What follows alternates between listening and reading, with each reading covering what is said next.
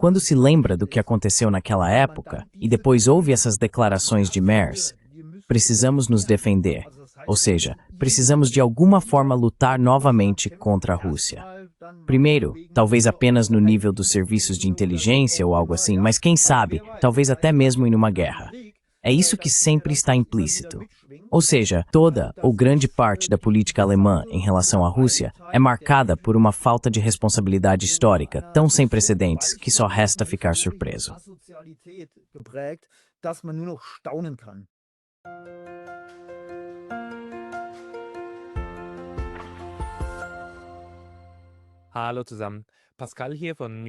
Olá a todos, aqui é o Pascal do Neutrality Studies e hoje estou com o sociólogo e jornalista Markus Klöckner. O Sr. Klöckner é um dos autores mais dedicados e críticos da Alemanha, com muitos livros sobre acontecimentos atuais, jornalismo e questões sociopolíticas.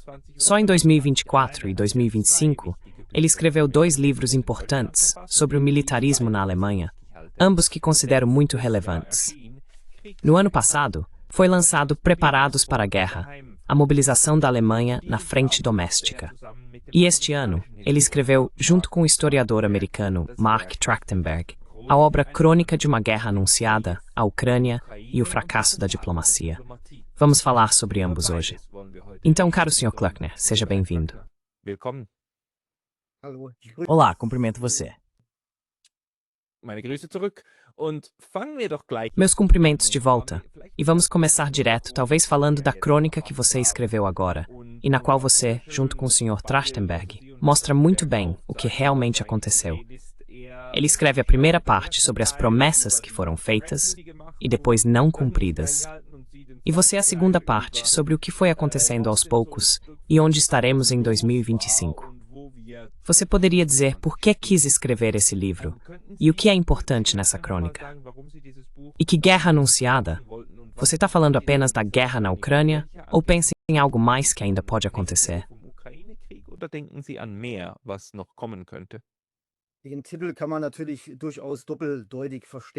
O título pode, é claro, ser entendido de forma ambígua. Para mim, era importante simplesmente registrar o que está acontecendo aqui agora. Estamos presenciando um militarismo, estamos presenciando um belicismo inacreditável na política, mas também na mídia. E essa política é de grande alcance, muito abrangente. Ou seja, trata-se de uma política que não está limitada a um conflito ou guerra regional, mas sim de uma política que vai muito além, que é abrangente e que, no final das contas, nos afeta a todos. E para mim era uma preocupação e uma necessidade registrar, documentar o que está acontecendo aqui, em detalhes, ou seja, proceder de forma cronológica, começando com a guerra, justamente com o início da guerra, a chamada entrada oficial da Rússia na Ucrânia.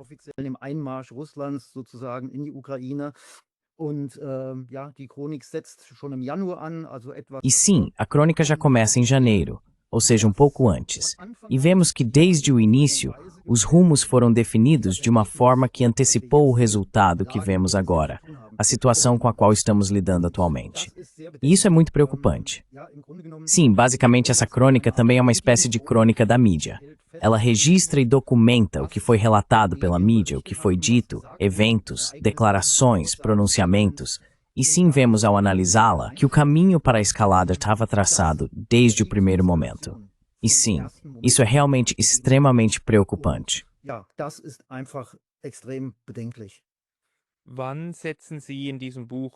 Quando neste livro, o senhor e o Sr. Trachtenberg situam o início dessa escalada? Porque justamente a parte do Sr. Trachtenberg trata bastante das promessas que foram simplesmente feitas e depois simplesmente retiradas. E principalmente desse argumento de que nunca foi garantido, por direito internacional, que a OTAN não seria expandida. Os russos é que deveriam ter exigido isso por escrito.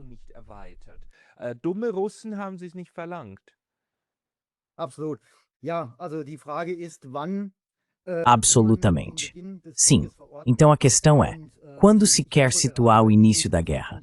E eu acredito que, especialmente neste conflito e nesta guerra, é extremamente importante ampliar a perspectiva e voltar mais no tempo do que apenas a invasão russa na Ucrânia em 24 de fevereiro de 2022. Ou seja, a guerra, houve uma guerra antes da guerra e também muitos acontecimentos antes de 2014. E essa é a abordagem de Mark Trachtenberg, que simplesmente observa o que aconteceu naquela época, na época da virada, na época da reunificação, ou seja, 89, 90, 91, analisando esse período. E aí trata-se principalmente de saber se houve promessas por parte do Ocidente, dos países membros da OTAN, principalmente do Z-1000, em relação à Rússia, quanto à expansão para o leste da OTAN. Se a OTAN realmente se expandiria ainda mais ou não.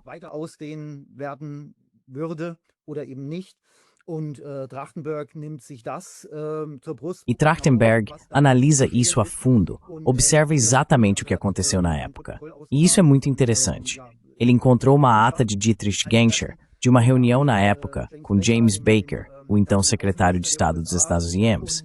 E fica muito claro, pela maneira como Genscher se expressa, que nos bastidores certamente houve promessas e que o entendimento geral em relação à expansão para o leste da OTAN era realmente de que, basicamente, estava claro que isso não aconteceria. Pelo menos, essas são as conclusões que se pode tirar dos documentos e depoimentos apresentados.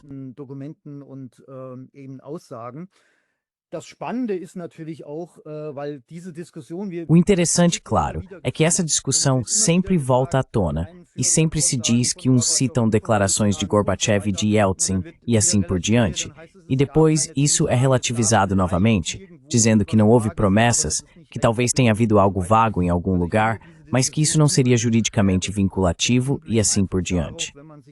Eu acho essa discussão extremamente mesquinha, considerando a situação básica da época, o que aconteceu então, ou seja, que a Rússia tornou possível a reunificação alemã, para um país que causou à Rússia um dano humano inimaginável.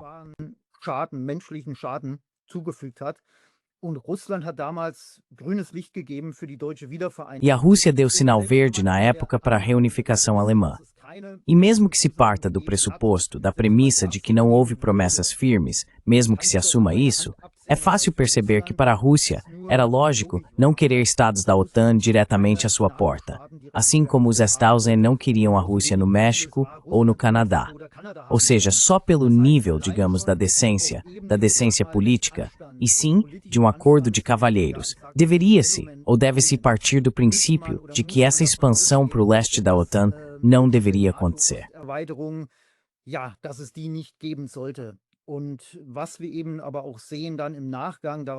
E o que também vemos posteriormente, James Baker, digo eu, Mark Trachtenberg, também citações de Baker, de 97 e assim por diante, onde declarações próprias são relativizadas, onde diversos atores, simplesmente também analistas, olham para isso e dizem sim, não se pode entender assim, é preciso entender de uma forma totalmente diferente e assim por diante. Ou seja, cientistas políticos que relativizam. E quando se tem isso em mente, fica claro o que vemos repetidamente na política ocidental. Ou seja, uma política de língua dupla. Uma palavra e uma promessa, ou o curso da decência política, simplesmente parecem não ser respeitados.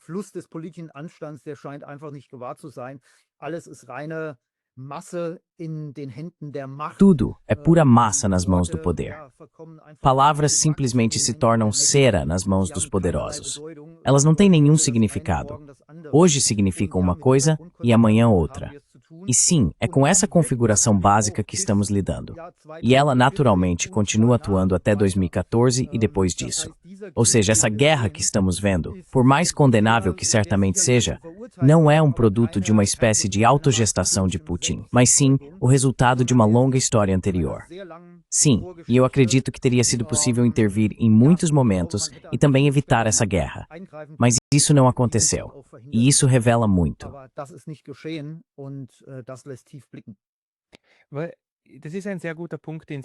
Esse é um ponto muito bom que você também levantou aqui antes, e que ainda não tinha me ocorrido, que toda essa história com a Rússia tem algo profundamente ingrato, especialmente do ponto de vista da Alemanha, porque para a reunificação também foi necessária a assinatura da União Soviética.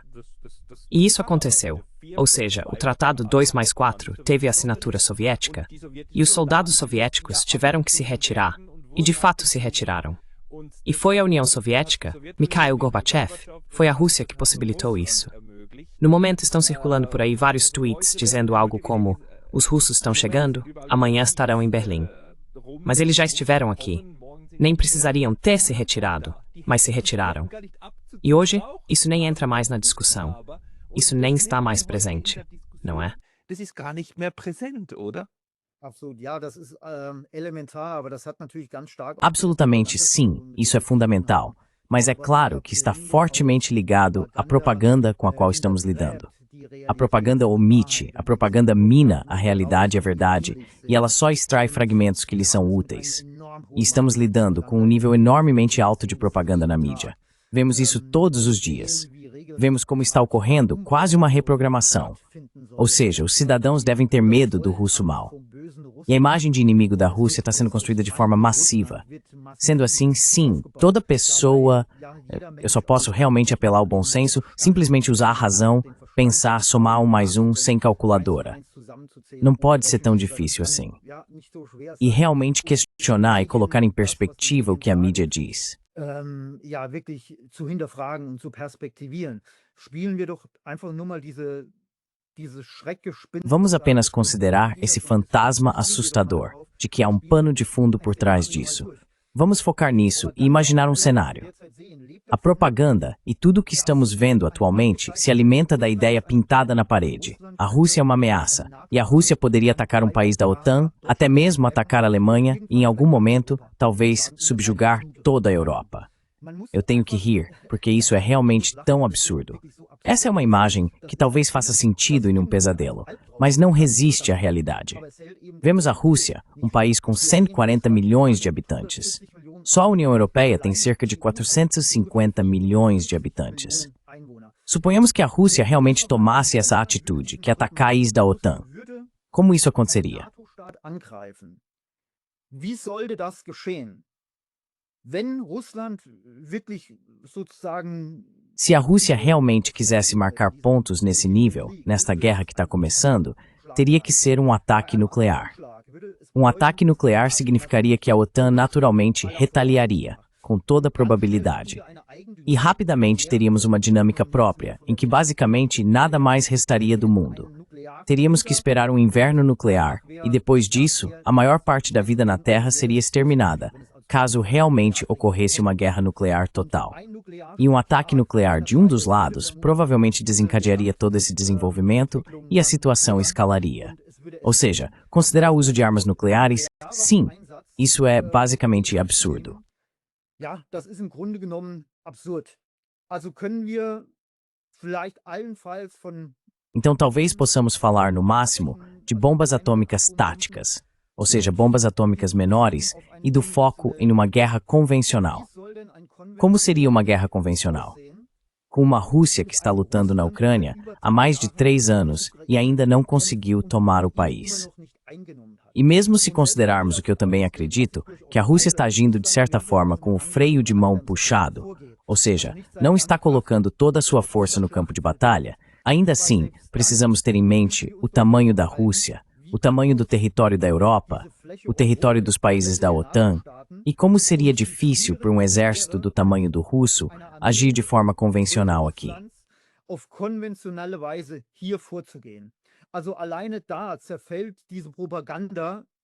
Só por aí já se desfaz essa propaganda com a qual somos incomodados dia após dia. Vira pó. Mas agora vamos fazer um favor à propaganda e dizer, vamos supor que fosse assim. A Rússia, por causa de alguma tática incrivelmente sofisticada, lançaria um ataque contra a OTAN, começaria uma invasão e dentro de um determinado período, digamos X, a Rússia estaria até, sei lá, em Portugal.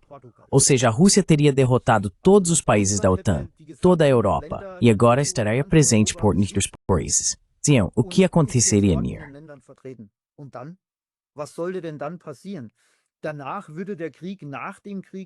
Depois disso, viria a guerra após a guerra.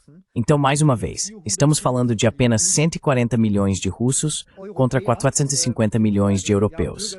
Ou seja, cidadãos da União Europeia, com mais de 40 idiomas, com muitas mentalidades diferentes e assim por diante. Só do ponto de vista administrativo, subjugar completamente a Europa. Então não importa para que lado você pense, a Rússia é um país que também tem muitos e grandes problemas. Eu acho que a Rússia está muito feliz por não ter essa Europa para se preocupar. Mas essas reflexões você nunca encontra entre aqueles que incitam, inflamam os ânimos e promovem a guerra.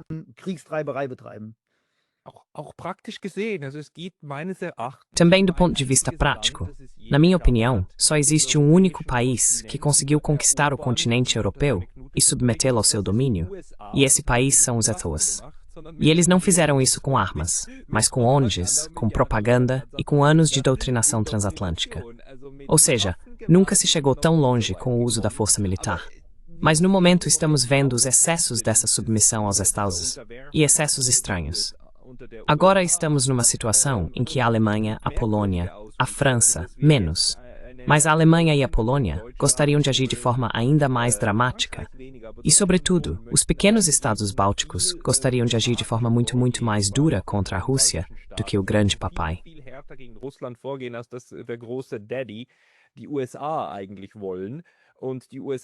Os Estados Unidos, na verdade, querem, e agora estão procurando uma maneira de viver apesar dos conflitos com a Rússia. E justamente do chanceler alemão vem neste momento o oposto. Recentemente, ele, ontem ou anteontem, voltou a afirmar que a Alemanha já está em guerra com a Rússia. A Alemanha já estaria sendo atacada. A Alemanha seria alvo de ataques cibernéticos e de propaganda. Ou seja, já estamos em guerra, ele diz. Esse armamento mental e incitação à guerra está sendo levado ao extremo nesse momento, não é?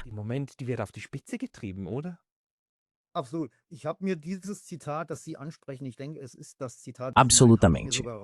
Eu até procurei essa citação que você mencionou. Acho que é a citação a qual você se refere. Vou ler aqui.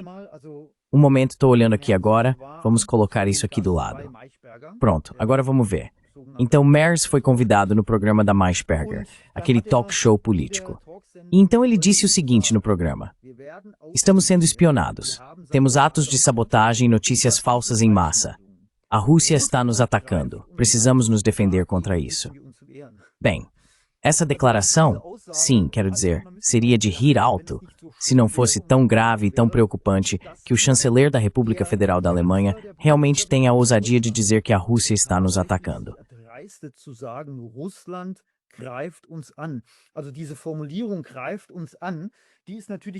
Então, essa formulação nos ataca no contexto geral, em relação ao grande projeto político de prontidão para a guerra, deve ser entendida quase como um verdadeiro ataque, um ato de guerra.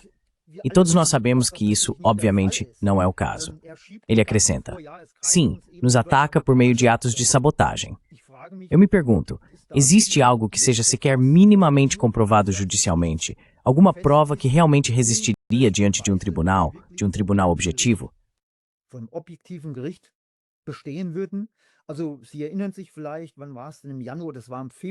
Então talvez você se lembre, quando foi mesmo, em janeiro não, foi em fevereiro, o Spiegel publicou acho que foi uma investigação exclusiva, segundo a qual russos na Alemanha, ou seja, pessoas da Rússia ou atores controlados pela Rússia, estariam atacando carros alemães com espuma expansiva.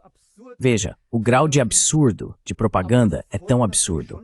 Mas isso já mostra claramente qual é o objetivo da propaganda. A propaganda não mira as pessoas que conseguem somar 1 mais 1 ou pensar por si mesmas, mas sim aquelas que estão dispostas a engolir a isca, que aceitam facilmente coisas contaminadas pela propaganda.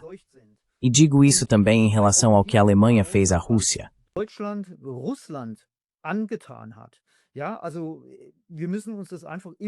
Sim, então precisamos simplesmente nos lembrar disso sempre, repetidas vezes. Os números, sim, existem diferentes números. Um número que é frequentemente mencionado é de 27 milhões de pessoas na União Soviética, no território da então União Soviética, sendo muitos milhões de russos. E não importa se foram alguns milhões a mais ou a menos, mas sabemos que houve um massacre inacreditável, uma barbárie inimaginável. E pelo meu sentimento, também pelo senso de decência que uma pessoa possui, eu diria que a Alemanha basicamente estará para sempre em dívida com a Rússia. E a Rússia, no entanto, é suficientemente generosa para não cobrar isso da Alemanha.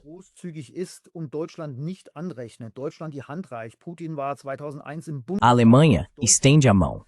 Putin esteve no Bundestag em 2001, falou em alemão estendeu basicamente as duas mãos para a reconciliação. E se a gente considera o que aconteceu naquela época e depois ouve essas declarações de Merz, precisamos nos defender, isso significa que de alguma forma precisamos lutar novamente contra a Rússia. Primeiro, talvez apenas no nível dos serviços secretos ou algo assim. Mas quem sabe, talvez até em uma guerra. É isso que sempre implícito.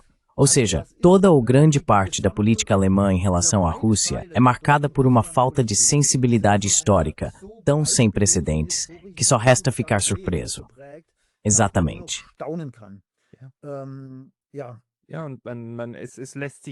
Sim, e isso só pode ser explicado por uma espécie de esquecimento da história, negação da história e provavelmente também negação da culpa.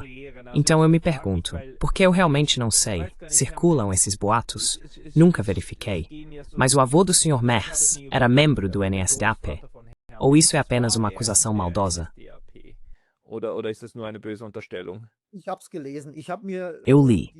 Ainda não examinei em detalhes a história familiar do Sr. Merz. Mas sim, que se começarmos a investigar aqui e ali no campo político, isso pode ser realmente muito revelador. É realmente difícil viver na Alemanha e não ter ninguém na família que de alguma forma não tenha contato com esse passado. Minha avó era alemã e o irmão dela, ou seja, meu tio-avô, morreu na SS na Frente Oriental. Então isso não acontece só na Alemanha. Isso está espalhado por toda a Europa. Como suíço, eu também não estou distante disso.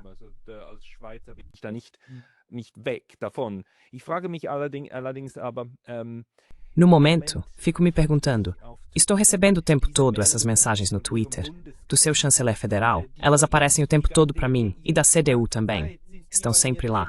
Gieswetter aparece o tempo todo no meu Twitter. Eu não sigo nenhuma dessas pessoas, nenhuma sequer, e na verdade eu nem quero ver isso, essa propaganda. Mas mesmo assim, ela é empurrada para mim.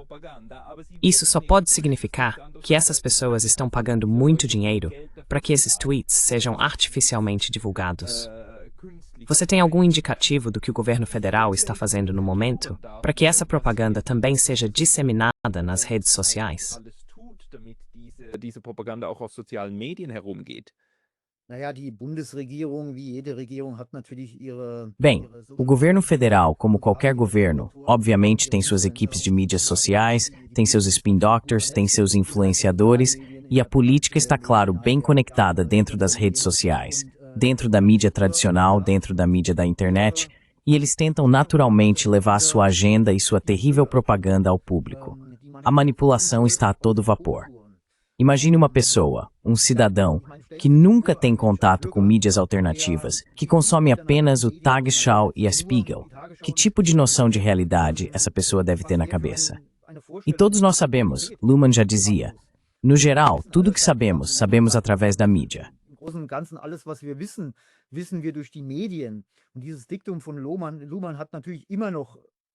E esse ditado de Luhmann ainda tem muito valor, pois vimos isso durante a pandemia e o que foi possível na chamada pandemia durante o corona. Para muitas pessoas, a realidade midiática é a realidade real, mas a realidade midiática não é a realidade real. Muitas vezes há grandes diferenças. E esse entendimento, que na minha opinião, sim, é basicamente fácil de compreender, não é entendido por muitos, e isso torna tudo mais difícil. Porque quando as pessoas internalizam uma determinada concepção de realidade, quando ela se consolida, é muito difícil desfazê-la.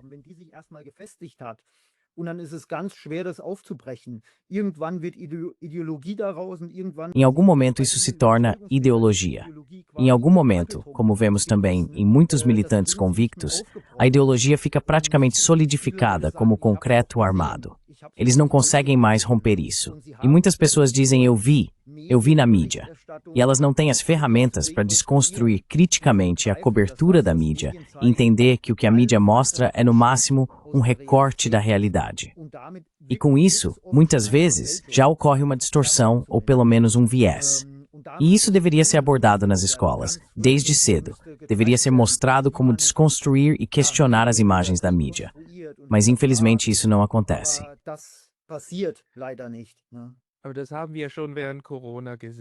Mas já vimos isso durante a pandemia de Covid. Ou seja, durante a pandemia, deveria ter ficado claro para nós que fomos enganados desde o começo, desde crianças, para falar claramente. Porque sempre nos diziam, se todo mundo pular da ponte, você também vai pular? Não se deve seguir os outros, é preciso pensar por si mesmo. E então começou a pandemia, e aí diziam, quem pesquisa por conta própria é um negacionista. Quem faz algo diferente faz parte do problema. Ou seja, se todos pularem da ponte, os pais serão os primeiros a gritar, pula da ponte, agora é a sua vez.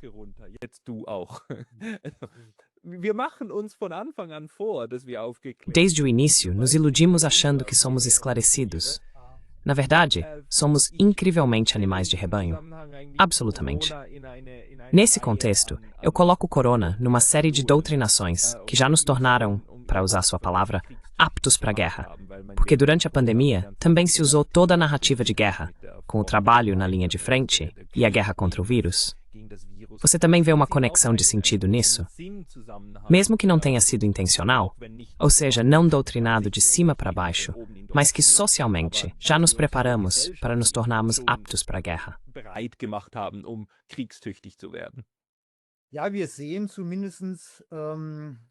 Sim, pelo menos vemos uma direção básica que vem sendo seguida há muito tempo. E isso é sempre a ativação da imagem do inimigo. Ou seja, repetidamente se constrói, ativa e em parte reativa uma imagem do inimigo.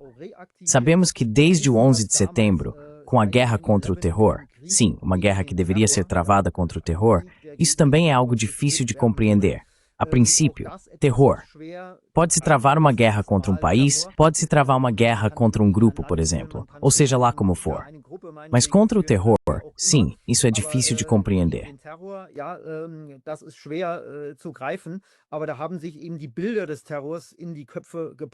Mas as imagens do terror ficaram gravadas nas mentes, com as torres do World Trade Center desabando. E desde então, vemos esse caráter de inimigo na comunicação pública. E os inimigos são tirados da cartola conforme a política precisa. Uma hora é a Al-Qaeda, Osama Bin Laden, depois é o Estado Islâmico, depois é um vírus, que é ainda mais difícil de compreender, que não se pode ver, por assim dizer. Depois, de repente, é a Rússia novamente. E assim vai para frente e para trás. E essa história de uma Rússia que ameaça nos invadir é contada há mais de 70 anos. Praticamente desde o fim da Segunda Guerra Mundial.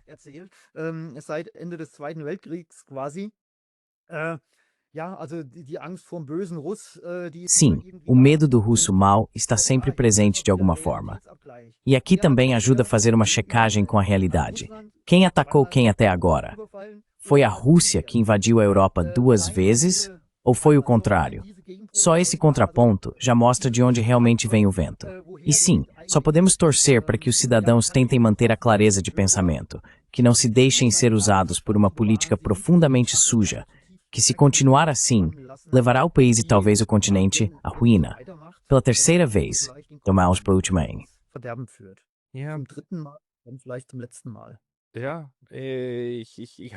Sim, eu tenho exatamente os mesmos receios. Mas você destaca em seus livros e também em seus textos jornalísticos que exatamente isso que está acontecendo conosco aqui. Esse incrível aumento de armamento, inclusive mental, agora também utiliza uma linguagem que há 5 ou 6 anos não poderíamos imaginar no espaço de língua alemã da Europa. Ou seja, que a palavra apto para a guerra voltou a ser socialmente aceitável. Você pode explicar isso brevemente? E também para as pessoas que vão assistir isto mais tarde em inglês, francês e assim por diante. Essa palavra apto para a guerra, por que era impensável há 10 anos?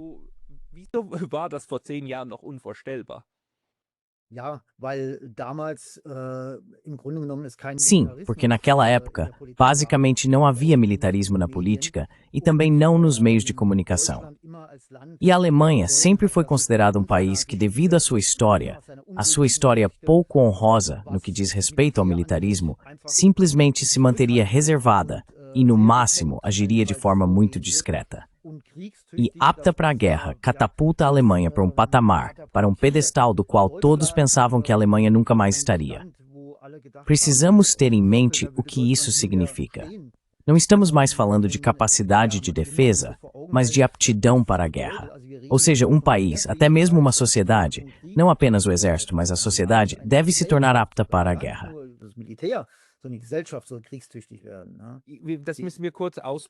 Precisamos explicar isso porque a palavra wehrfähig também é uma palavra muito alemã, ou seja, a capacidade de se defender. Kriegstüchtig é a capacidade de travar uma guerra. E isso não tem mais nada a ver com defesa, porque capaz de se defender já traz a palavra defesa em si. Mas apto para a guerra significa ter a capacidade de fazer guerra agora, ou seja, também de forma muito ofensiva, não é? Exatamente, essa é a capacidade. Claro que isso é apresentado e dito assim. Sim, trata-se apenas da defesa, de podermos travar uma guerra caso sejamos atacados, de podermos aceitar a guerra, por assim dizer, e nos defendermos. Sim, mas essa palavra em si já está impregnada de um grau tão alto de perversão, de manipulação, de propaganda, que na verdade todo mundo deveria dizer apto para a guerra. Como você pode usar uma palavra dessas? Então, se analisarmos isso, temos por um lado uma palavra com uma conotação totalmente negativa, que é guerra.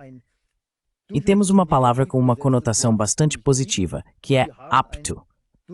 Apto, aliás, contém também a palavra virtude.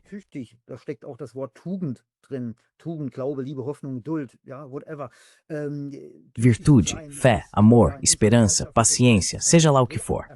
Ser competente é considerado algo desejável em nossa sociedade.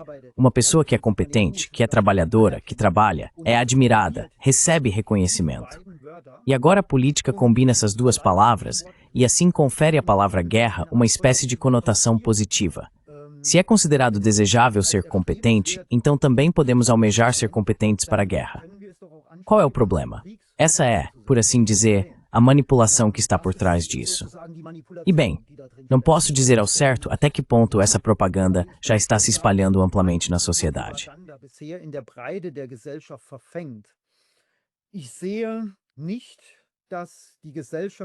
Não vejo que isso esteja ganhando força de forma ampla na sociedade, que haja realmente vontade para esse grande projeto político de capacidade de guerra. Também não vejo que a sociedade alemã esteja em clima de guerra e queira marchar com entusiasmo para alguma frente de batalha imaginária. Mas é claro que existe uma certa porcentagem da população em que essa manipulação funciona. E como isso vai evoluir, não podemos dizer. Mas o perigo, obviamente, é que essa propaganda cause ainda mais danos. E sim, no final, onde estaremos? Essa é a questão.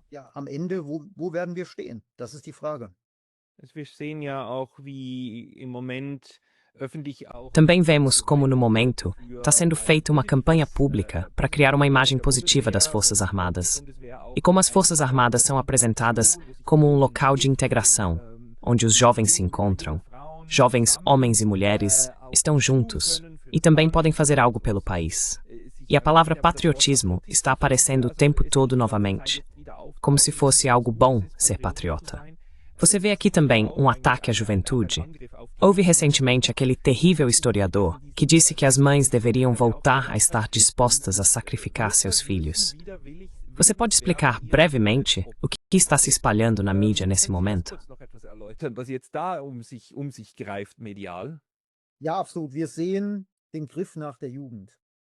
Sim, absolutamente. Estamos vendo a investida sobre a juventude. E isso talvez seja o mais vergonhoso e terrível que podemos observar atualmente. O fato de que há realmente uma investida massiva por parte do Estado e de seus cientistas da legitimação, seus colaboradores, principalmente do setor da mídia, é simplesmente uma grande sujeira. No meu livro Aptos para a Guerra, eu me debruço intensamente sobre Remarque, Erich Maria Remarque, e sua obra Nada de Novo no Front. E vemos naquela época da Primeira Guerra Mundial como a juventude foi manipulada e como até mesmo os professores a incentivaram a lutar e se engajar pelo seu país. A guerra era apresentada como uma espécie de evento ao qual se deveria aderir como um verdadeiro homem.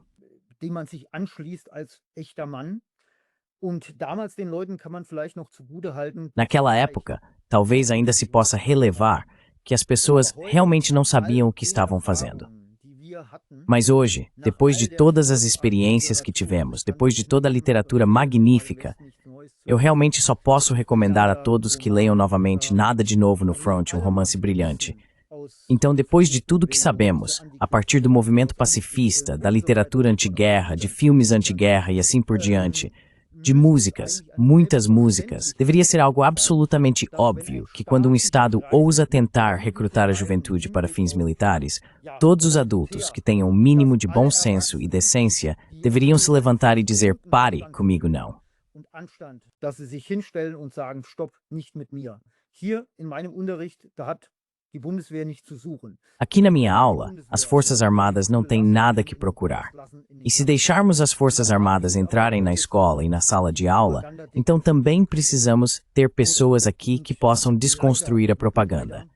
E infelizmente, realmente infelizmente, vemos que muitos professores também ensinam isso, aparentemente em conjunto com a política e abrindo as portas para a propaganda massiva. Smat Antichems es suestes de Sinjaevchen, Murmoyes Escoth. In Schulen gehen, ja, junge Menschen mit Sim, jovens com uma espécie de uniforme de Salvador, que parecem carismáticos, são eloquentes, e então se colocam diante desses jovens e lhes falam sobre uma virada de época, explicando como é importante estar disposto a ingressar nas Forças Armadas e que lá existem muitas vantagens e assim por diante. Sim, infelizmente também é culpa da nossa sociedade que o que está acontecendo, de fato aconteça. Que a política haja como age, isso é uma coisa. Que a mídia, em sua decadência, haja como age, nós sabemos. Mas que pessoas com funções de responsabilidade na sociedade, que na verdade possuem entendimento, educação e assim por diante, para se manifestar, permaneçam em silêncio. Isso sim é uma vergonha para a sociedade.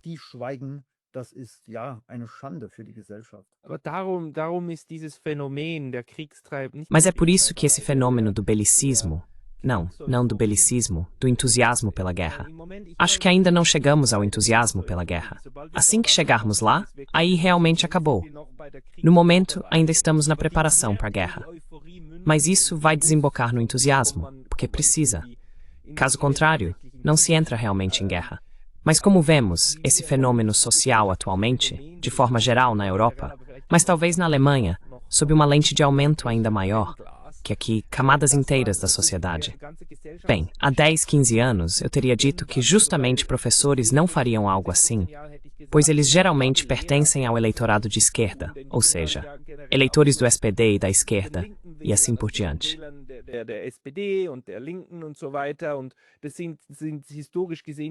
E historicamente falando, esses grupos eram na verdade forças anti-guerra. Mas todos eles foram mentalmente mudados, manipulados, sacudidos, colocados de volta, e agora deram uma guinada de 180 graus. Não 360, como sua ex-ministra das Relações Exteriores disse uma vez, mas 180. E agora, na minha opinião, o espectro de esquerda, inclusive na Alemanha, está mais propenso à guerra. Você consegue explicar como isso aconteceu?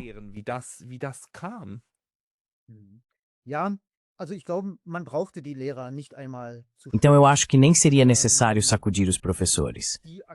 Os atores com quem lidamos, nos diferentes setores da sociedade, vêm todos de uma mesma camada, se eu puder e quiser explicar isso sociologicamente, que internalizou profundamente a visão predominante. Ou seja, estamos lidando com atores da classe média, da alta classe média. Eles são portadores do chamado habitus de pretensão. Ou seja, um habitus que é caracterizado principalmente pela adaptação, que ocupa uma posição intermediária entre as classes.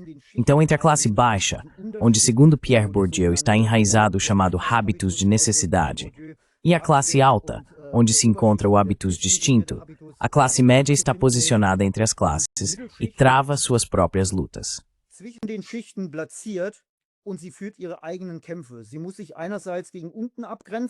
Ela precisa, por um lado, se diferenciar para baixo, o que muitas vezes acontece por meio de uma espécie de racismo ou classismo direcionado às camadas inferiores. E, por outro lado, precisa bajular os de cima, porque quer a todo custo ascender. Ela quer, de alguma forma, mesmo que apenas um pouco, subir dentro do seu espectro de classe. E isso geralmente acontece por meio da adaptação e, de forma alguma, por meio da oposição. Ou seja, essa camada, esses atores, internalizaram fortemente a ortodoxia, uma visão de mundo ortodoxa, por assim dizer. E eles também são muito flexíveis na adaptação de sua perspectiva. Ou seja, eles se orientam, como Bourdieu diz também, como limalhas de metal em torno de um ímã.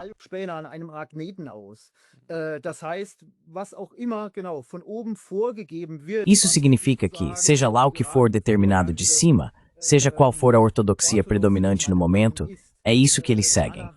E sim, claro, quando se explica dessa forma, é preciso sempre ter cuidado.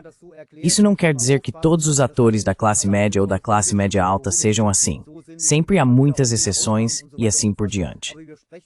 Mas quando falamos de socialização, falamos de tendências. E essas tendências são muito claras e visíveis. Vimos isso também durante a pandemia de Covid, o que aconteceu com o corpo docente. Eles tinham pessoas sob sua responsabilidade. Sua tarefa teria sido realmente proteger as crianças, de uma forma genuína, crítica e reflexiva.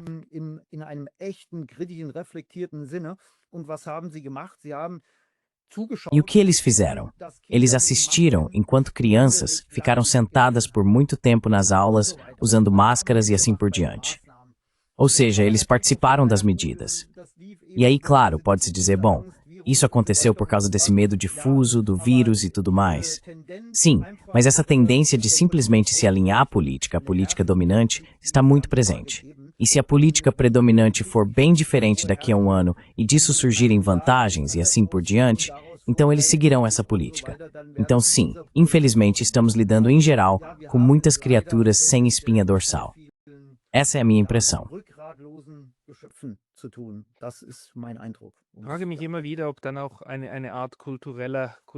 Eu sempre me pergunto se uma espécie de hábito cultural também influencia aqui. Nunca vou esquecer quando estava na minha universidade anterior e a universidade começou a oferecer vacinas no campus. Recebemos um e-mail do diretor e o e-mail dizia: agora vocês podem se vacinar aqui no campus, mas qualquer tipo de pressão sobre outros colegas ou sobre o corpo docente é proibida. Ninguém será sequer incentivado a se vacinar. É uma decisão pessoal e essa decisão é tomada por cada indivíduo. Pressão não é permitida.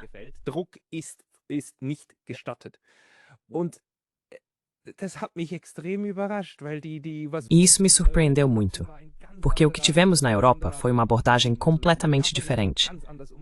Ou seja, o Japão lidou com isso de uma forma totalmente distinta.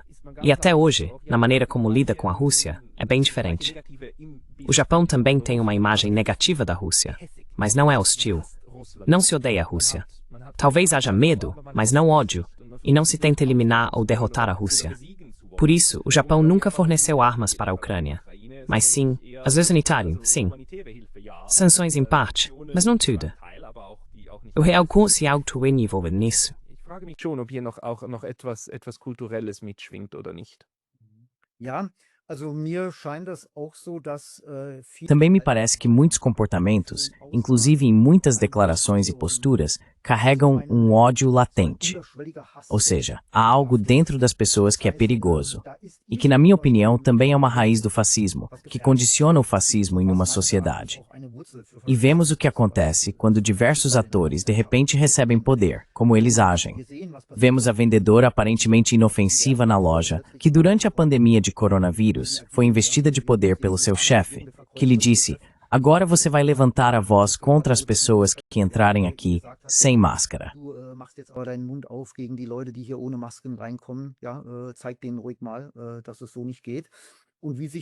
Mostre a eles calmamente que assim não dá. E como as pessoas de repente mudaram. Então sim, nos níveis mais baixos, nas camadas mais simples, onde vemos isso. E isso é extremamente perigoso. E quanto mais profundamente isso está enraizado, e quanto mais esses comportamentos estão presentes em pessoas que ocupam cargos altos, mais perigoso tudo isso se torna. E sim, mesmo quando ouço uma declaração como a do Kiesewetter, precisamos levar a guerra para a Rússia. Sim, assim sim. Sim, há também uma violência própria por trás disso. É assim que eu entendo. E sim, isso é extremamente perigoso.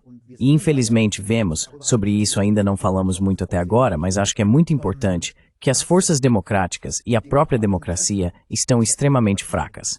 Ou seja, deveria haver, por parte da base, ou seja, daquilo que constitui cada Estado, que é sua população, seus cidadãos, Protesto. Deveria haver cidadãos nas ruas fazendo uso do seu direito de manifestação, no melhor sentido da Constituição. Im besten Sinne des Grundgesetzes Gebrauch machen. Das müssten wir sehen. Teríamos que ver isso.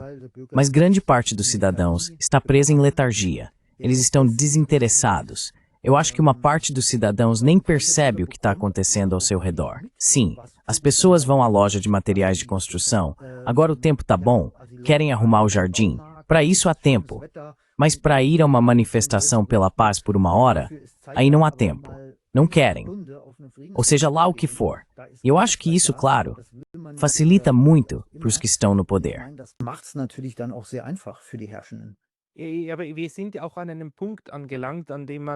Mas chegamos a um ponto em que é preciso dizer que é difícil, até mesmo ter uma noção do que é normalidade. Porque neste momento estamos lidando com um genocídio que está acontecendo em Gaza. Acabamos de ter uma guerra de agressão contra o Irã, que também foi apresentada como algo normal. E de modo geral, estamos discutindo como levar a guerra para a Rússia e não como trazer a paz de volta para a Europa. E isso já acontece há tantos anos, que provavelmente é difícil para essa pessoa ainda ter uma sensação do que normalidade.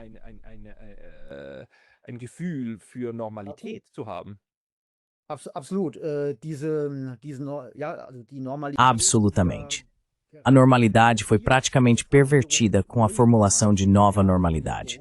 Ou seja, durante o período do coronavírus, dizia-se que agora, provavelmente para sempre, viveríamos sob uma nova normalidade. Um novo normal, ou seja, um normal totalmente pervertido, que não tinha mais nada a ver com a humanidade. Isso nos foi vendido como normal. E mesmo ali, o protesto foi muito contido, para dizer o mínimo. E agora temos isso de novo. E quero dizer, você, eu, muitos outros. Fazemos nosso trabalho, observamos, somos cronistas, somos analistas, comentamos, tentamos, com o melhor do nosso conhecimento e consciência, com nossos meios, dizer o que está acontecendo e tentamos chamar a atenção para isso.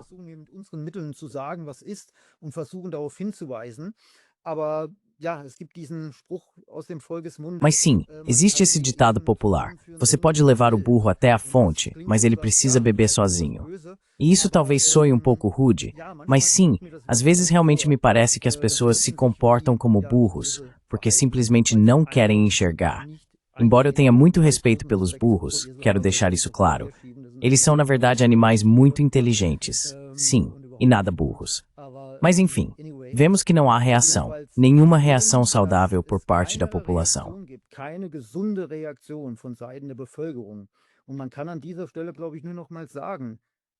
E eu acho que nesse momento só podemos repetir. Cada um deve ter em mente o que esse desenvolvimento significa. Ou seja, que no final pode atingir qualquer um de nós. Vemos na Ucrânia o que significa quando um país está em estado de guerra. Quando cidadãos são recrutados à força nas ruas, sob violência, muitas vezes sob violência extrema, sendo arrastados para dentro de carros. Ou seja, estamos basicamente vendo uma caça a pessoas. E a chamada Europa Democrática apenas observa. E é muito fácil imaginar o que acontece em outros países quando há guerra.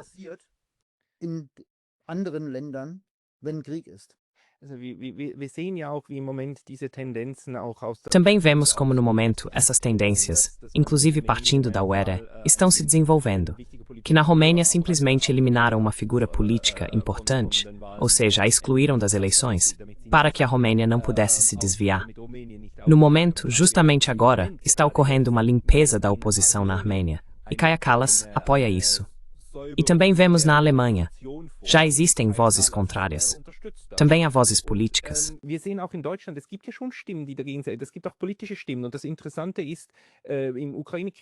E o interessante é, na guerra da Ucrânia, assim como no Irã, as vozes políticas que foram contra o apoio, ou seja, contra alimentar ou incentivar isso com armas, são da direita, ou seja, da AfD, e do partido totalmente à esquerda, a Aliança Sarah Wagenknecht. E aí já temos, isso é algo que está acontecendo politicamente, mas não é a maioria. E acima de tudo, essa minoria está sendo demonizada no momento. E atualmente há forças na Alemanha trabalhando para simplesmente proibir a AfD. Você pode explicar isso um pouco mais? Können Sie das noch kurz etwas erläutern?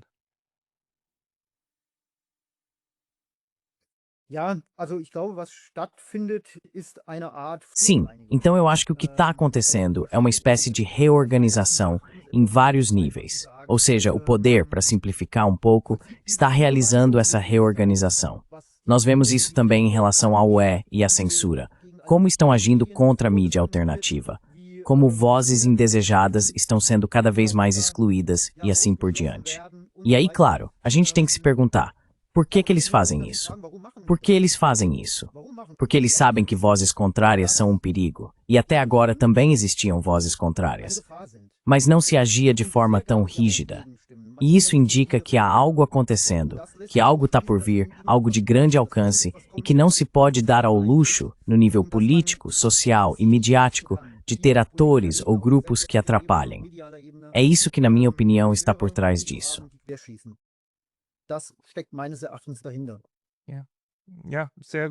Sim, é bem possível. Espero que não, e realmente espero que consigamos retomar o desarmamento retórico em algum momento. Mas estamos chegando ao fim da nossa hora. Sr. Klöckner, para as pessoas que gostariam de acompanhá-lo, para onde elas devem ir? Para o Twitter? Para o Substack? Onde o senhor publica?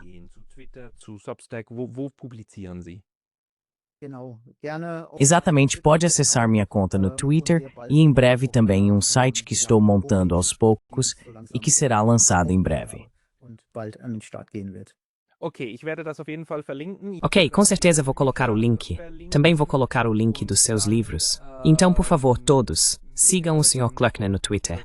As postagens dele são fantásticas. Seus livros são muito bem escritos. Eu os recomendo fortemente. Sr. Markus Klöckner, muito obrigado pelo seu tempo hoje. Muito obrigado a você também. Tudo de bom.